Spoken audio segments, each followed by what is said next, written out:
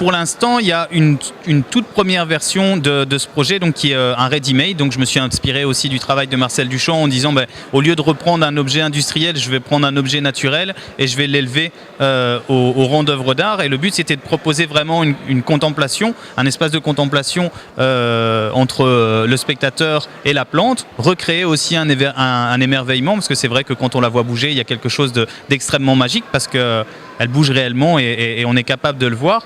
Et par rapport à ça, c'est simplement une première étape, puisque je vais travailler aussi avec une seconde plante qui s'appelle du Mimosa pudica et qui réagit, elle, lorsqu'on la touche. Et donc le but, c'est qu'il y en aurait une qui viendrait fabriquer la musique pour l'autre et qui puisse se répondre. Et donc là, on arriverait vraiment à quelque chose d'hybride entre un concerto et un ballet. Et donc les gens pourraient admirer un petit peu tout ça. Et c'est toujours aussi dans le même esprit, c'est prenez 5 minutes, regardez les belles choses que peut vous offrir la nature, quoi.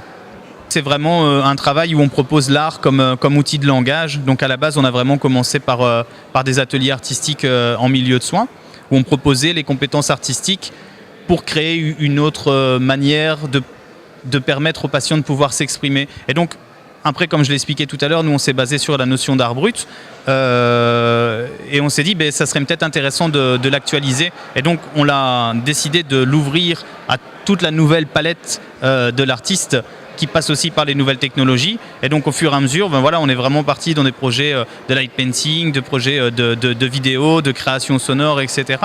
Et à partir de là, il y a eu la démarche inverse qu'on a pu voir aussi dans le petit diaporama, où là les médecins sont venus nous trouver en disant nous on a des problèmes pour pouvoir communiquer correctement sur la maladie, est-ce que vous pourriez développer quelque chose de ludique? Et ça a donné lieu au projet AIDS Invaders.